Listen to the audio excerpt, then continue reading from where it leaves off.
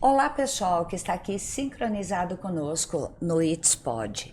Aqui é o local onde a terra fala e nós ouvimos. Sou Marco Silva, administrador, especialista em gestão pública, Head em SG e também trabalho com a Agenda 2030 desde o ano de 2015 em todo o território nacional.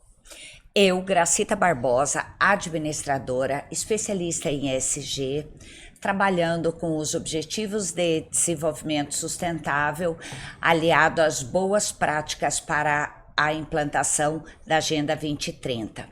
E hoje recebendo aqui nossos amigos Roberto Cardoso e Carlos Sasaki.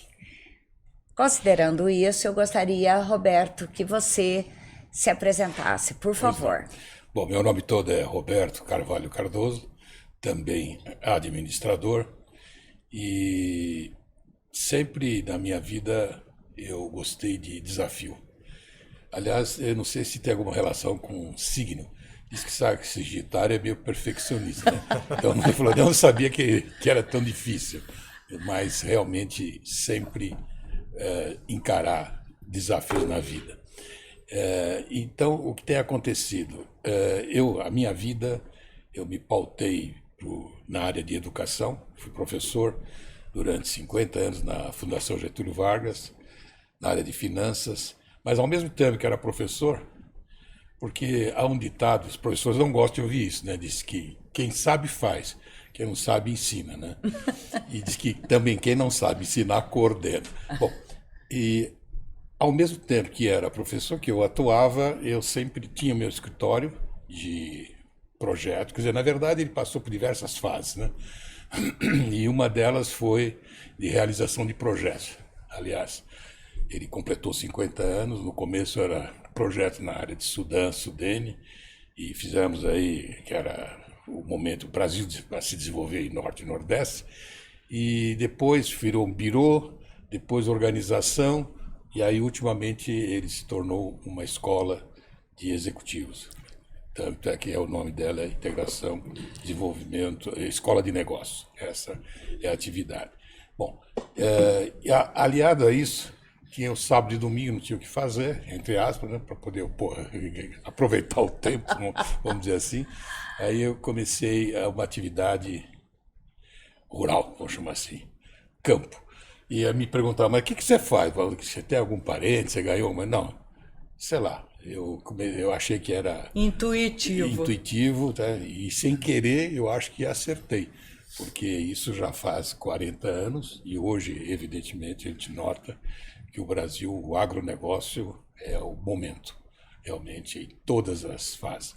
E aí, o que aconteceu, que não só comigo que eu sinto, é que a gente, assim, o pessoal da cidade, porque indo para o campo, ele tem uma visão assim, de desenvolvimento, de holística, vamos dizer assim, do mundo como um todo. E ele é sempre um inovador. Então ele leva conhecimento para o campo. Pode parecer meio simplista, mas só para ter uma ideia, a primeira vez que eu fui, quer dizer, quando eu fui, eu peguei a terra no oeste de São Paulo e era terra, um terreno arenoso. E naquele tempo eu falei assim, bom, essa terra não dá nada, né, em termos de areia, Produção. Né, para produção, né? E hoje a gente sabe que muito bem que a terra é quase secundária, qualquer terra é terra, se tem jeito de arrumar. E aí, por ser arenosa, ela é sujeita à erosão. Aí eu vi dizer que tinha problema de curva de nível, que ninguém sabia. E aí comecei a fazer curva de nível. Falei, pixa, tem um paulista louco aí que está fazendo um buraco aí, tendo umas curvas aí que vai cair cavalo, boi, não sei o que lá tal. E aí depois todo mundo começou a fazer curva de nível e hoje ela é obviamente aplicadíssima. Não vou dizer que eu fui o pioneiro. E uma outra coisa que na região eu fui pioneiro, interessante, você me fez lembrar, Gracita, foi, por exemplo, toda a cerca era de arame farpado. Aí me contaram a história e falaram assim, bom, por que não fazer a chamada cerca paraguaia ou elástica, que é com arame liso e na qual ela é bem mais barata e bem mais rápida. Aí, quando foi, eu disse, o cara tá doido, porque o arame farpado tem as pontas lá das coisas, o boi vai lá, ele, né? Aqui nada, o boi quando tá furioso, ele arrebenta aqui, sendo que a elástica não, a elástica, enfim. Então foram tecnologias que a gente vai implantando, e o que é importante é que a gente leva conhecimento e desenvolvimento para o campo. E uma coisa que, para mim, assim, até por uma questão de, eu diria, de defeito de origem, eu diria assim, é de que quando vamos trabalhar, o peão, ele tem a sua sabedoria, mas ele é muito recatado, ele é muito fechado.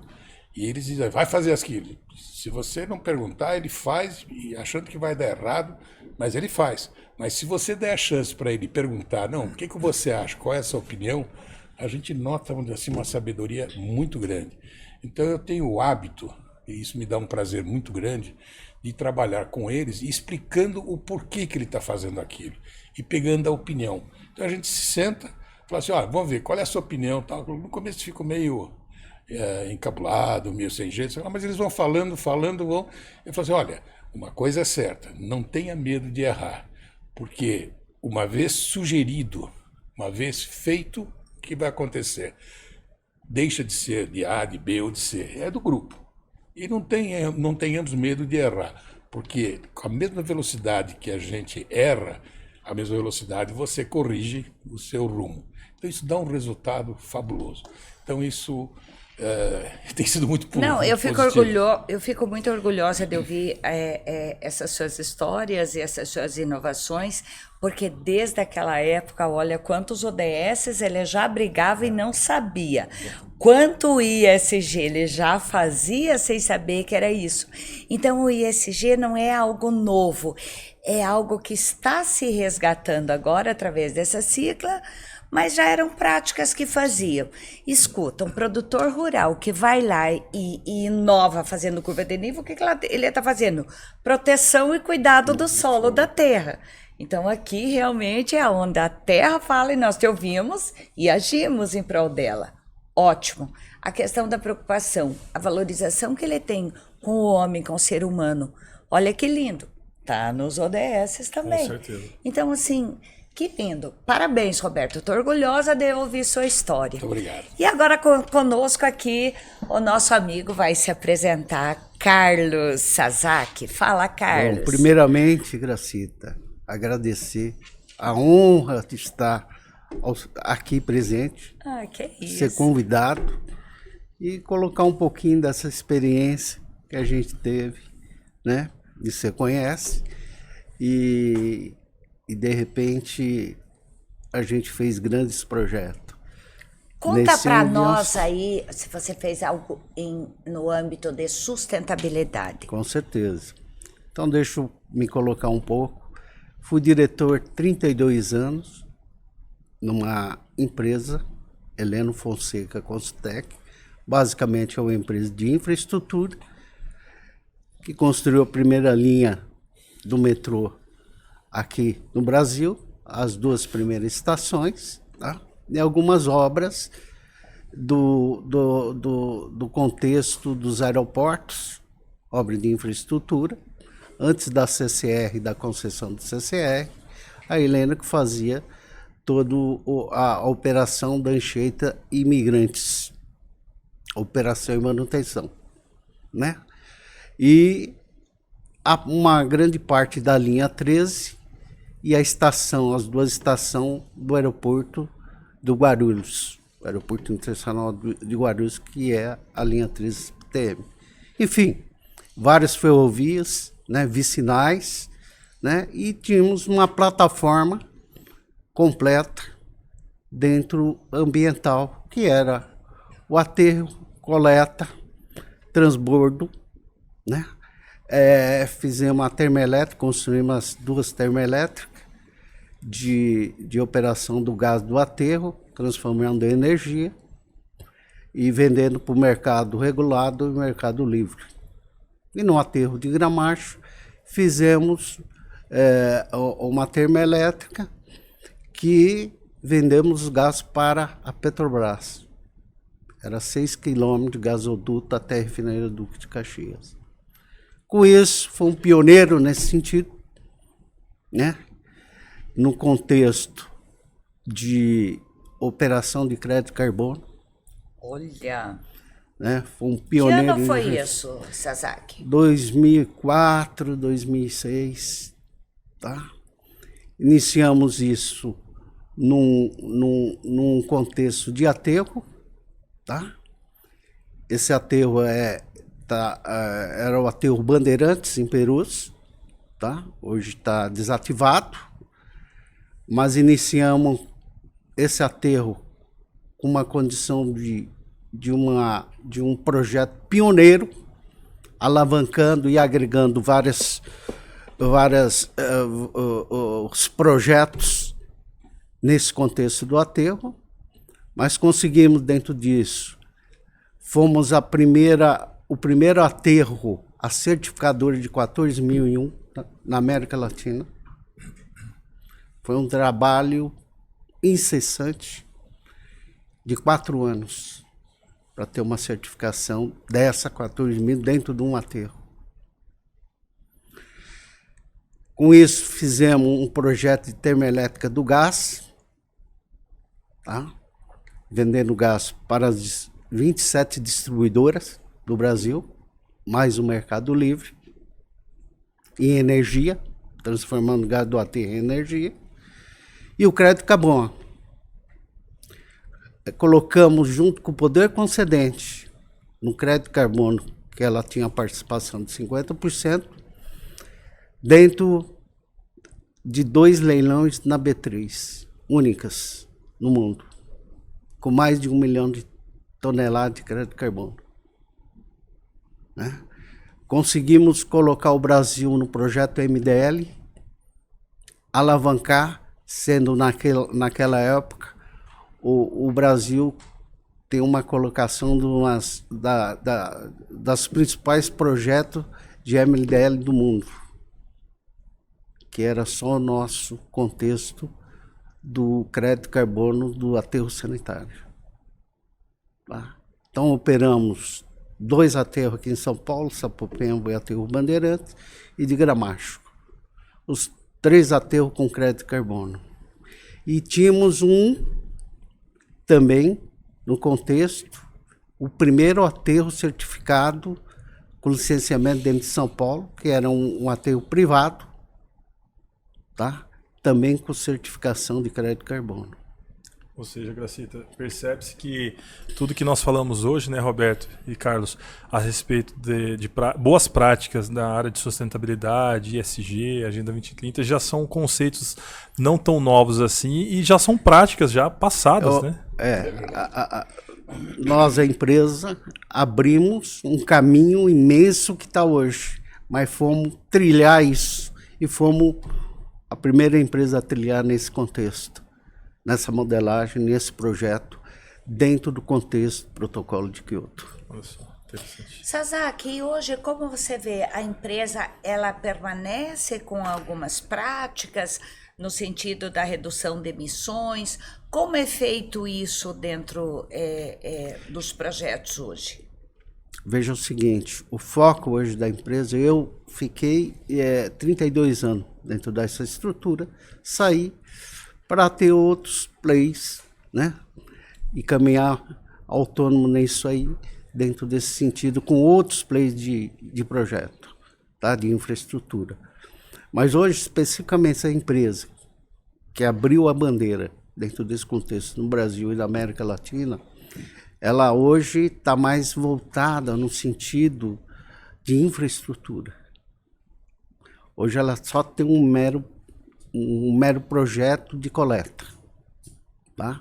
Mas ela tinha um leque variante desde transbordo, aterro, varrição, tá? Era o que você tinha de melhor na época, né? Na época. Na época era o que você tinha de melhor. Ela deu o melhor na época de... Exatamente. Então ela tinha uma grade imensa disso, que eu te diria que nenhuma empresa tinha um portfólio nesse sentido mais amplo, né? Então, hoje ela está voltada muito mais para o contexto de infra, né? E isso foi repassando, vendeu-se as empresas por outros grupos, tá? Que enfim... Porque também na modernidade da infra, tudo que diminui a emissão também é positivo, porque Com você certeza. tem uma diminuição na adicionalidade de... Hoje, muitas das licitações de infra tem que ser contemplado a sustentabilidade. E hoje, muito que a gente entra ali no contexto de várias licitações, tem que ter as certificações. Da 14 mil, isso é uma exigência. E isso no contexto, administrador Roberto, no contexto dos profissionais, né?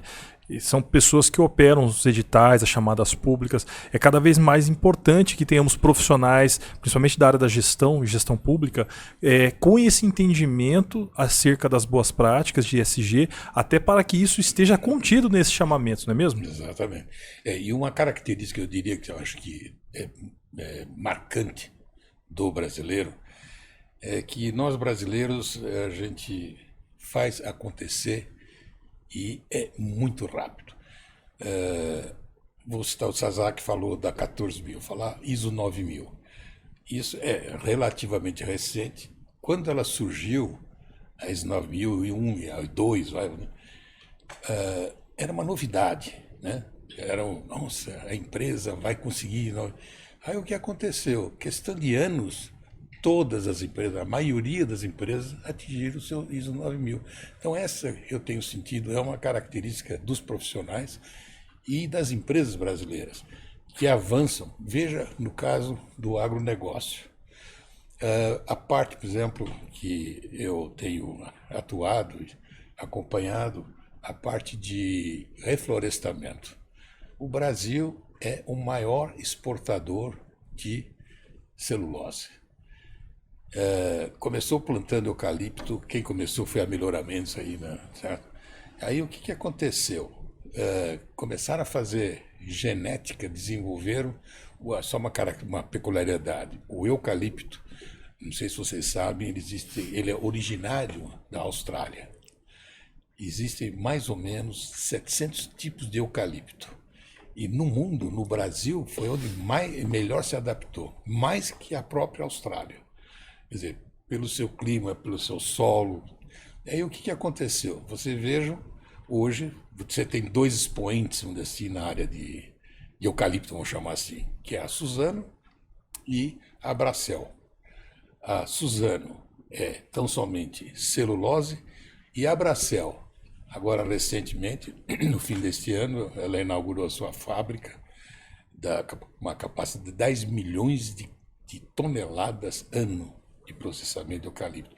Mas ela não está fazendo eucalipto processando eucalipto para celulose, para viscose, tecido. Antigamente a viscose era um tecido meio não natural, né? Lisinho, sintético, né? Não, mas agora é de celulose. Para fazer para embutido, sabe aquela capa dele, assim, salame, mortadela, que era feita antigamente de tripa, né? de animais. Sim. Agora é feita de celulose. Interessante. Remédio, os remédios que a gente toma, nós estamos falando do remédio lá, é aquela capinha que tem, que ele dissolve, né? Encapsulado, celulose. Olha que legal. E absorventes, para fraldas e absorventes aí, entendeu? Então, e detalhe, deu um desenvolvimento brutal. Então, uma coisa curiosa, a gente vê quando o Sasaki fala assim, dessas atividades, quer dizer, onde o brasileiro entra, quer seja individual, sem dúvida, quer seja com empresa, ele deslancha. Tem uma competência acima de tudo. Sabe, a capacidade que ele tem de adaptação, sei lá, essa é uma característica. E aí, realmente, é o que você fala, Marcos, né? Com relação ao profissional. E o que a gente tem que ter, e tem, esse profissionalismo, esses profissionais que estão à disposição. Então, eles realmente, ele tem, assim, ir ao encontro, assim, dessa necessidade desses profissionais. Tua especialidade, né? Você falou de gestão pública, né? Até na gestão pública, né? Eu acho que você pode, logicamente, até complementar. É óbvio que tem muita coisa que da gestão pública, mas a gente fica, às vezes, envaidecido no metrô que você estava mencionando. É impressionante, mesmo em gestão pública, de coisas assim, de avanços que nós temos. Claro que tem muita coisa por fazer, mas aí está realmente o ser humano, vai. Só um parênteses, vai dizer assim, no mundo hoje, em termos de tecnologia, de desenvolvimento, a gente vai dizer assim, qual é o melhor carro, qual é a melhor marca? Pode-se dizer que a melhor marca é o carro 0 quilômetro, que praticamente todos eles já atingiram. Claro que você tem uns de pontos, os melhores ainda, né?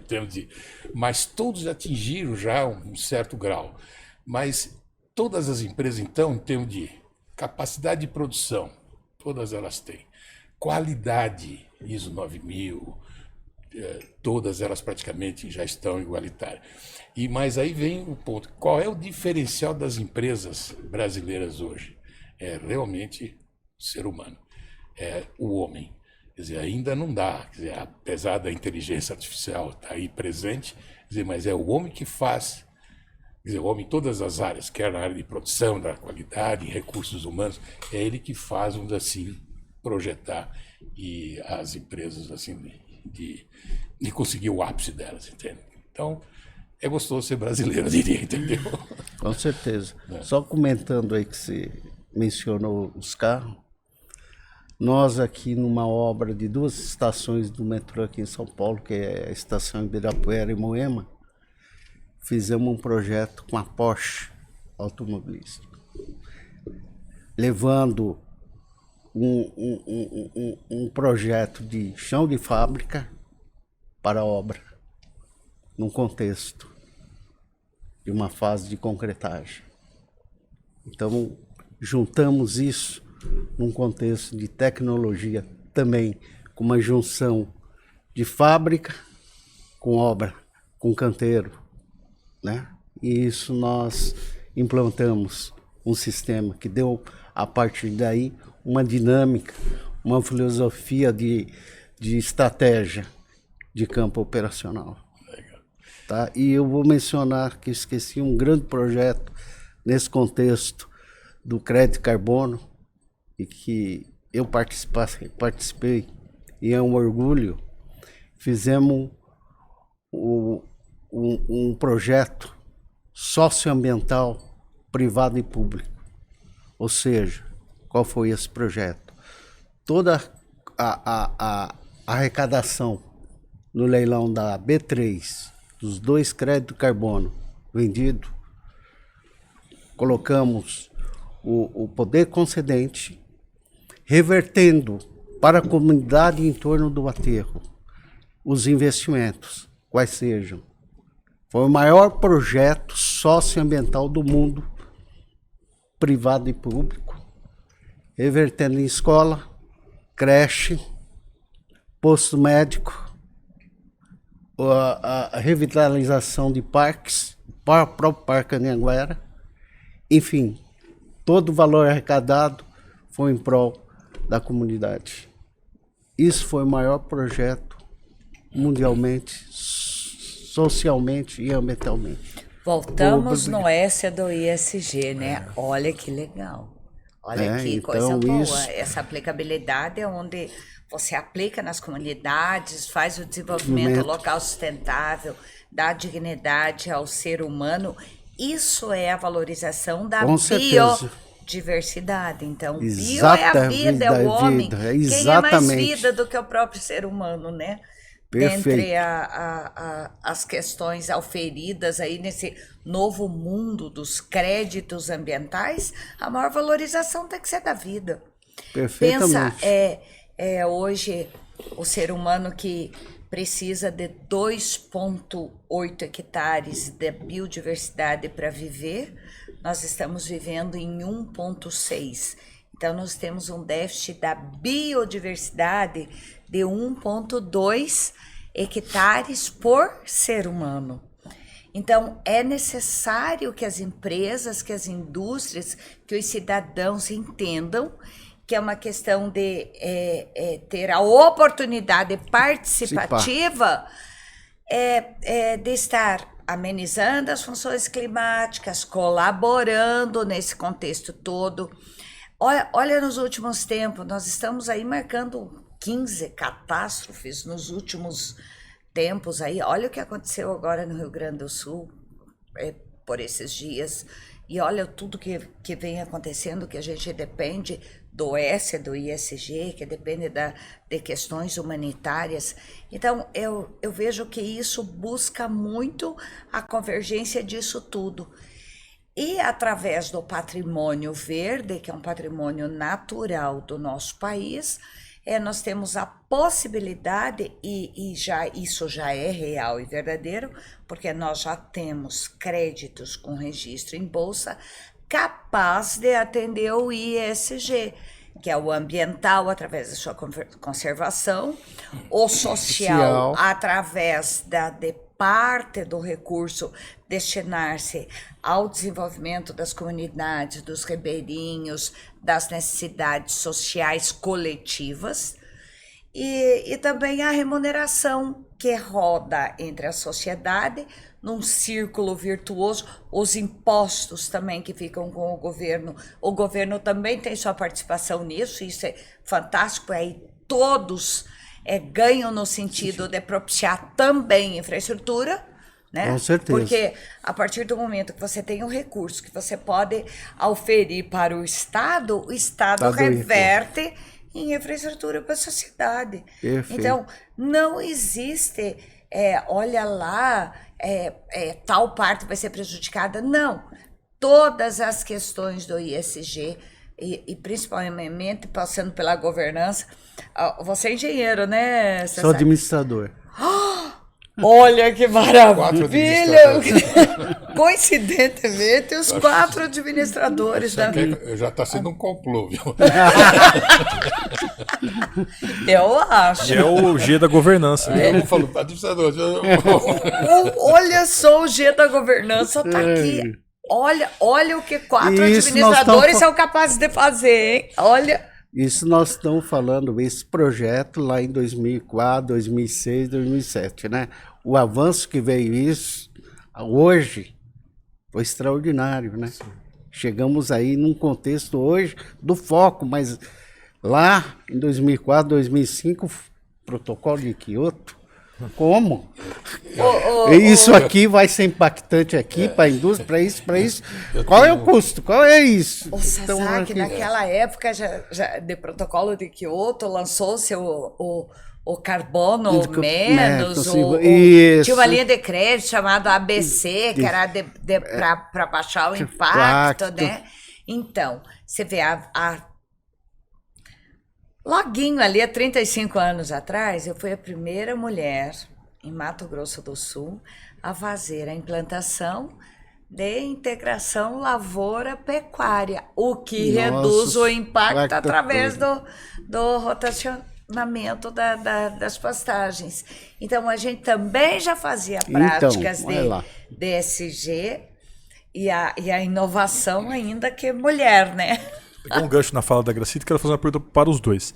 Vocês acreditam que o avanço das tecnologias, o alcance das mídias, das redes sociais, inclusive esse programa é uma das formas de se comunicar, né, de forma disruptiva, você fala com milhões de pessoas em todo o mundo à distância e comunica coisas como essas que estamos falando, questões interessantes de utilidade pública. Vocês acham que isso auxiliou nesse processo de aperfeiçoamento dessas técnicas, dessas inovações que à época vocês inclusive protagonizaram no Brasil? Sem dúvida. Olha, a Gracita falando aí do exemplo dela aí de ser a primeira mulher, e falou em 35 anos. Exatamente um caso. Não, mas isso não tem nada a ver. Vamos abafar esse caso. Mas veja, 35 anos mais ou menos foi um boom de indústrias automobilísticas. Lógico que a primeira indústria foi com o Juscelino, mas depois o boom, que hoje nós temos praticamente quase todas as marcas, né, que vieram para o Brasil montar a sua fábrica. Eu estava dando assessoria uma consultoria para uma empresa de autopeças, que era fabricante de bomba d'água automotiva, né? E aí, então, eles vieram, então vinha uma empresa estrangeira para se instalar no Brasil. Então, ela queria conhecer a indústria da autopeça, em que nível que estava. Então, obviamente que todos estavam se preparando para poder ser um potencial fornecedor, né, de peças para a indústria automobilística. Aí, então, essa empresa ia receber os técnicos, vamos chamar assim, do exterior, era europeia, depois eu falo a marca. Aí eles vieram, então a gente preparou, é que nem você vai receber uma visita, você arruma a casa. Tá? Então todo mundo começou, qualidade, tal, não sei o que lá, tal. Qual foi a decepção que a empresa veio? Ela falou assim, não, elas queriam saber o que vocês fazem com os resíduos, como é que você faz, qual é o destino que vocês dão do óleo de corte, coisa que a gente não estava habituado, como você sabe. Com certeza. O que é isso, entendeu? Essa é a uma evolução decepção. hoje. Então, veja, aí que vem a colocação que a gente falou inicialmente. O brasileiro, quer dizer, avançou na qualidade e na sustentabilidade, vamos chamar assim de maneira geral, estava negligente, ainda engatinhando. Então, o que está acontecendo hoje? Hoje, você vê, quer dizer, existe... E o trabalho de vocês, a responsabilidade de vocês é exatamente dentro dessa linha.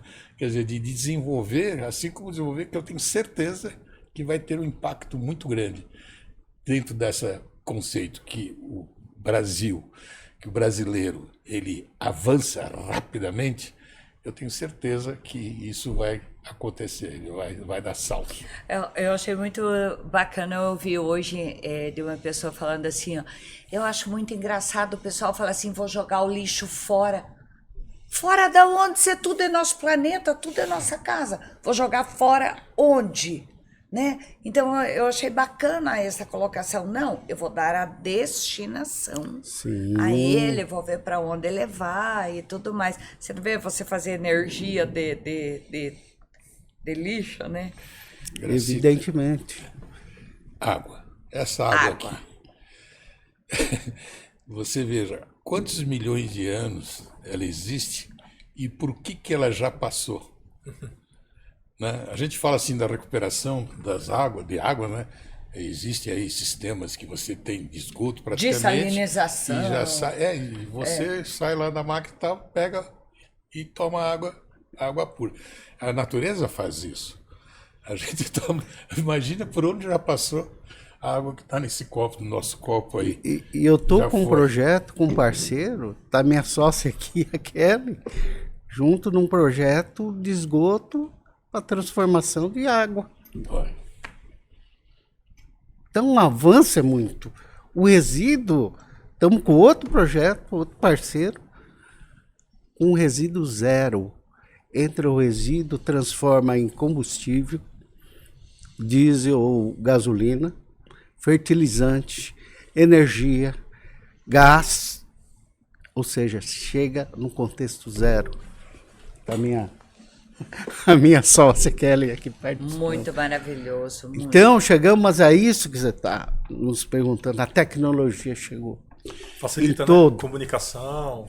Tudo aderência, isso nesse boas contexto de práticas, né? resíduo que a gente vai. E outro, o aterro vai desaparecer nesse sentido.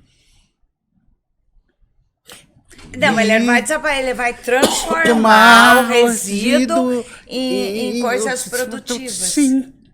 E outra, essa condição desse projeto é onde tem um aterro, já o resíduo é transformar, voltando, tirando o resíduo do aterro e transformando novamente em energia, em fertilizante, em combustível. Não, acaba que o resíduo é o insumo, né? É o E é insumo insumo de um monte de outros Os produtos produtos importantes, que é dito subproduto, que não é subproduto Exatamente. mais. Então partimos do resíduo zero, no final. E é esse Legal. ponto que chegamos hoje. Legal. Eu falei da terra, que era terra arenosa, que não dava nada, era barata, entendeu? Aí o que aconteceu com essa terra? Tecnologia, curva de nível, Cuidados de integração, solo, cuidados integração. de solo, tal. Ele foi indo, aí veio cana, eucalipto, laranja, quer dizer, coisa que ninguém dava nada. E agora, inclusive, chegou a soja, por incrível que pareça, entendeu? Aliás, tem uma história, não sei até onde vai o folclore aí, diz que o Juscelino, que fundou a nossa Brasília, né, o interior, ele viu aquele bioma lá, como é que chama, de árvores retorcidas, não dava nada, entende? Aí diz que ele contratou o japonês, que era um bambam em agricultura, para poder fazer um diagnóstico e sugeriu que poder aproveitar, né? Assim, aí ele visitou todo o cerrado, assim, lá do Brasil Central, durante uma semana. Aí ele voltou e falou, presidente, aí não dá nada, realmente essa terra não dá nada. Falei, mas escuta, por que você acha que eu contratei você, entendeu? Que não dá nada, eu já sei. Então, correto isso, por que não dá nada? E veja o que está acontecendo hoje. Você tem soja no cerrado, você tem plantações, quer dizer, a tecnologia... tem a famosa lei de Malthus, né? Que dizia que a população cresce exponencialmente, né? E a produção não vai acompanhar, então vai ter fome. E realmente, tudo indicava que ia acontecer isso, a famosa lei de Malthus. E aí o que aconteceu? Não, exatamente ao contrário. Verticalizou-se? Sim, a tecnologia, em todos os sentidos. Produção? A produção aumentou. Você tem superprodução verticalizou. Hoje, é bem verdade que é mal distribuída. Isso é outra história, entendeu? Você tem gente que... Né, aliás, o brasileiro, já que estava falando da característica de brasileiro, que ele tem uma característica também que não é nada agradável. Ele é o maior desperdiçador, né? Ele, quer dizer, provavelmente pelo fato de ter muitos recursos naturais, então ele desperdiça muito. Mas veja o que acontece hoje no mundo com a produção. A produção explodiu. Você tem, quer dizer, em todos os campos, que é agrícola, pecuária, todos, tecnologia, né? Aprendeu-se a fazer mais com menos também, né? Exatamente. Exatamente. Sim, verticalizou-se. O da sustentabilidade, o aconteceu um fato, semana passada. Nós tivemos um roubo lá na fazenda dos negócios, e aí a gente estava meio preocupado, né? Aí chegou uma caseira que a gente tem lá, né? Ela chegou e falou assim, seu Roberto, vem um pessoal aí e perguntar se aqui tinha igreja e tinha cemitério.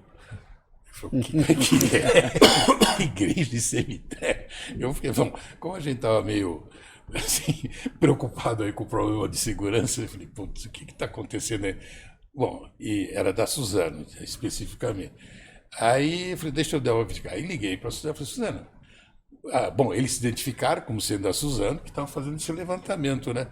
Aí foi feito o levantamento, eles falaram, não, realmente é daqui mesmo que estão fazendo, para a gente ver qual é o impacto da produção para não ter o impacto social das pessoas não serem, entendeu? De possivelmente algum cemitério que não está sendo assim respeitado realmente, olha que ponto está chegando. Não sei se isso está incluído na sustentabilidade. Não, eu acho que é o respeito, né, às religiões, né? Talvez seja isso. E aí acesso. Eles já entram na GRI, que você chama... mapeamento de GRI, né? Mapa de processo das organizações. É o que identifica práticas de ESG, né? E era uma empresa especializada, ela só faz isso. Sim. Então ela está fazendo todas as fazendas que são de propriedade deles e que são arrendadas, entende? Olha que ponto está chegando. Pois é, então quer dizer que aquela função de CAR, GEE, que a gente tinha que fazer na propriedade, aquilo tudo ficou para trás, né? Agora vê se tem cemitério, igreja, vê se não está sendo lesado nenhum direito de exercer a religião. Não, eu tô imaginando aqui o que possa ser, né? Eu não conheço nenhuma prática dessa, mas de qualquer forma é interessante. Acho que pode ser uma ODS, né? Eles estão aliando em alguma ODS. Exatamente verdade. Isso. É verdade. Mas e daí, Sasaki, o que mais que temos para contar uma historinha para nós? Conta aí. O que você vê da perspectiva desse Brasil futuro, de tudo que está acontecendo? Nós estamos falando aqui do agro. Eu acho que o agro sempre, com pandemia, sem pandemia, com crise, com política e tudo mais, o agro verdade. que leva a bandeira do Brasil aqui, a economia e tudo mais. Você percebeu o impacto na construção? Por exemplo, você que mexe com infra, você percebeu esse impacto de 2020 para cá? Qual foi o comportamento da construção civil, da infraestrutura? Ela deu um pico, mas ela caiu de novo. Você atribui a quê? Um contexto político bem grande, no contexto dessas mudanças, uma estabilidade aí, eu te diria, maior politicamente e uma condição de estabilidade jurídica aí nas condições para um contexto de infraestrutura pesada, né? A gente viu essas decisões do STF, caso de Mato Grosso, num contexto de um julgamento monocrático, parar toda uma situação de uma ferrovia, né? E o Brasil, nesse potencial, nós temos todas as condições, os commodities avançar. O que nós não temos é infraestrutura. É verdade. Falta muito chegar à infraestrutura. E falta ter esse contexto de recursos, desse contexto do governo, tá? Ter vontade da coisa. Tá? Os investidores enxergam o Brasil com potencial. Isso é a minha opinião, dentro do contexto. Será que dentro do poder público poderia ter instrumentos norteadores de investimento do dinheiro público nessas áreas de infraestrutura? Talvez, né, dentro dos PPAs, daquilo que pode ser feito amarrando o orçamento? Sim. Precisa de recurso do governo, muito grande. O governo não tem esse contexto de recurso para alavancar. Por isso que o Brasil está nessa situação. O Bolsonaro abriu num contexto uma abertura muito grande, né? Que foi a manifestação do contexto privado, né? Que abriu aí os grupos manifestando os interesses, abriu como os portos, rodovias, né? As TUP, né? Os terminais de uso privado, estrada, etc. Vamos colocar aqui, né? Existe a previsão já logo em seguida da entrega das obras da Rota Bioceânica, que é o que vai permitir, né, o escoamento de produção do país pelo Chile, e aí vai encurtar tempo. 15 dias, né? Exato, na né, navegação. Isso é importante. E é uma diminuição de 15 dias na entrega dos produtos né? em outros continentes. E o Brasil vai se tornar uma referência, né? Um polo. Não, mas nós temos todo, não só do contexto pacífico, lá da Rota Bioceânica, nós temos no contexto da região norte também, né? Todo esse avanço. Eu vejo com a infraestrutura, tem grandes projetos de pé, falta recursos. Muitos projetos. Desde o projeto da região norte, seja Amapá, Pará, Maranhão, né? O Nordeste também, o Sul, Santa Catarina, com 6 ou 7 terminais públicos. Eu estou no primeiro projeto, sou mandatário do primeiro projeto turístico em Balneário Camboriú, que é um terminal para atracar os 2 maiores cruzeiros simultaneamente, com shopping, hotéis e todo um contexto gigante. Mas temos um outro impacto nesse contexto, que eu te diria, que são as licenças ambientais também. Que não andam, que demoram, né? Haja visto hoje, o estado de hoje, da margem equatoriana da Petrobras, que pega desde o Amapá, Pará, o Amazonas, até o Rio Grande do Norte. Por que a margem equatoriana?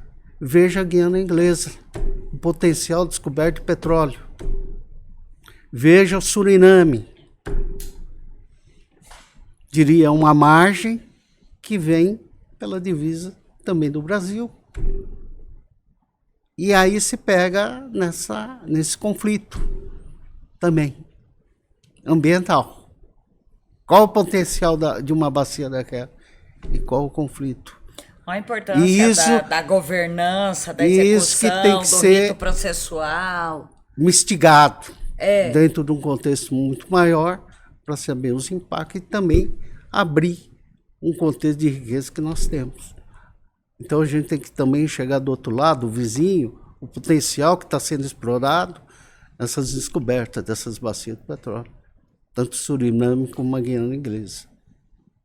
Tá? E eles estão já, eles não têm refinaria, mas estão exportando um volume imenso para os Estados Unidos, nesse contexto da crise, e na Índia. Mas, Sazak, você acredita na exploração de novos poços de combustível fóssil, considerando que a matriz energética mundial está mudando?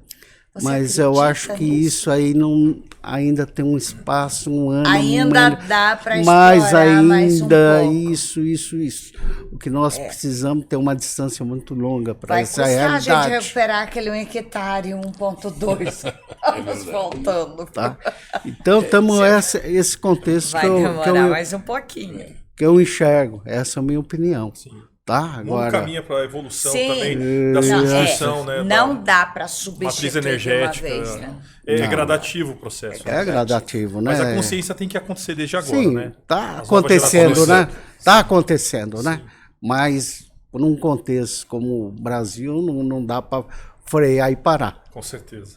É um avião que está descendo na pista, para agora. Não Não dá. freia. Não Entendeu? Não dá. Então tem esse potencial e para gerir realmente os recursos necessários pela deficiência que nós temos. E aí, Roberto, o que você vê sobre a inteligência artificial? O que você está enxergando nesse mundo de governança? Nós, como administradores de chão de fábrica, como você vê isso no contexto dos profissionais? Eu vejo o seguinte, ó, veja, comparando um profissional do passado e o atual. O profissional do passado, ele saía da faculdade, ele era um produto acabado, vamos chamar assim. Ele tinha o diploma, tal. Você se lembra que, talvez o Carlos, acho que está nessa idade com a minha, provavelmente, você tinha tão somente a graduação. Você não via falar em pós-graduação, de mestrado, doutorado. E agora doutorado tem pós-doutorado, pós, e eu diria então, veja, no passado, repetindo, era um produto que saía, já tinha o diploma, estava formado. Hoje, ele é um produto de elaboração. Hoje, o estudante, eu confesso que eu não tenho, assim, nenhuma, assim, não é pena, mas realmente é uma situação muito ingrata, porque ele vai ter que estar constantemente em aprendizado, em conhecimento. Ele vai ter que fazer o seu mestrado, doutorado, vai para a empresa, ele vai ter que fazer os cursos, vai ter que ser treinado. Então, é uma constante. Mas isso, por quê? Porque a evolução, o conhecimento está vindo tão rápido, de uma velocidade tal, de que não está, quer dizer, ou ele acompanha e se ele para um pouco, ele está fora do mercado. Então, isso realmente é uma situação que eu não invejo nada do jovem, entende? Mas você vai ter que se adaptar. Isso vai ser uma realidade. Quer ver um exemplo? Não sei se o Sazak se lembra, na nossa juventude, não estou te chamando de idoso, não. Quase. Não, a gente sabia. Nem é. Qualquer empresa que falava, a empresa, não sei o que lá, você conhecia, tá certo? A empresa tal, sim, eu já ouvi falar, coisa. Hoje, você nunca ouviu falar, você tem centenas, milhares de empresas. A evolução com atividade, das empresas startups aí evoluindo de uma forma aí que. Né? Ué, temos que se adaptar, né? É o princípio. É o homem princípio. tem que se adaptar, aquele que não se adapta só sobra. Realmente morre. Enfim, estamos em evolução ainda, né? Só comentando aí do agro, tanto o estado de Mato Grosso do Sul, Goiás, a região de Mato Pipa, eles estão todo ano se bate recorde de grãos. A deficiência de infraestrutura que eu coloco também é o armazenamento. Falta 50% da produção de grãos de Mato Grosso, falta silos, armazenamento. E eles estão perdendo porque eles estão deixando o empate coberto. E depois o transporte. Só para ter uma ideia, Mato Grosso passou a Argentina na soja. O potencial que nós temos para isso. Dos Estados Unidos. Você entendeu? O potencial que nós temos na mão. Só que exatamente a deficiência de infraestrutura. Você sabe que esses dias eu até recebi uma empresa que tem uma tecnologia, ele monitora por satélite o termômetro do silo bag. Olha só, do silo bag tem um termômetro e ali ele mede alcalinidade, ácido, tudo do soja. Solo. Do soja no silo bag. No silo bag. Ele está armazenado no próprio silo. O próprio Sim. silo. É uma tripa, né? É um plástico comprido que você armazena ali. E ali você tem um termômetro que mede a acidez do grão e tudo via satélite. E aí a ideia é a seguinte, é que as instituições financeiras usem isso, esse contexto de verificação da acidez do produto, ou se o produto está ali ainda, já ouvi como isso. Garantia, entende? Então, ele monitora pelo celular, via satélite, a garantia real que está ali em silo bag, armazenado na fazenda. Olha onde chega a tecnologia. Não, o contexto da tecnologia hoje são as colheitadeiras autônomas. Né? É uma evolução. Que monitora simultaneamente o solo, a umidade do solo. É fantástico. Né? Realmente. E monitora as pragas. Realmente. E hoje os drones. Né? Se é uma área que você tem, se detecta que a praga está aqui, você não precisa... É só no local. Sasaki, e o tratorzinho do microprodutor rural, que de dia é carro, na horário de trabalho é trator, e à noite ele vira motor de energia. Já pensou? Que então, legal. E é isso, é a evolução que vem. E o agro está evoluindo nesse sentido. Mas muito sem dúvida. Foi um prazer imenso tê-los aqui. Eu fico muitíssimo agradecida em vocês estarem aqui compartilhando conosco e com o nosso público os saberes, os conheceres de tal experiência, de tal envergadura. Roberto, muito obrigado pela sua presença. Carlos, muito obrigado por estar aqui conosco. E Marcos, muito obrigado considerações. Também pela disseminação de conteúdo de utilidade pública, né? Sem dúvida. O agradecimento também é nosso, né? Com certeza. E é uma honra essa estar oportunidade. aqui. E tenho certeza que vocês estão contribuindo grandemente. Muitíssimo obrigado. Nosso objetivo é esse, dar a conhecer, criar esse modelo mental punjante para as novas gerações e passar esse conhecimento. Muito obrigada. E vocês, espectadores que nos acompanham aqui pelo canal, você pode comentar sobre esses assuntos que foram ditos aqui durante esse programa, esse episódio. Você pode também compartilhar esse assunto com pessoas que têm interesse ou queiram saber mais sobre isso. E acessando a nossa bio no canal, você também pode ter acesso às plataformas que vão interagir com você, ligando você a esse mercado, a essas oportunidades que foram faladas aqui. A todos vocês, muito obrigado e até próximo episódio.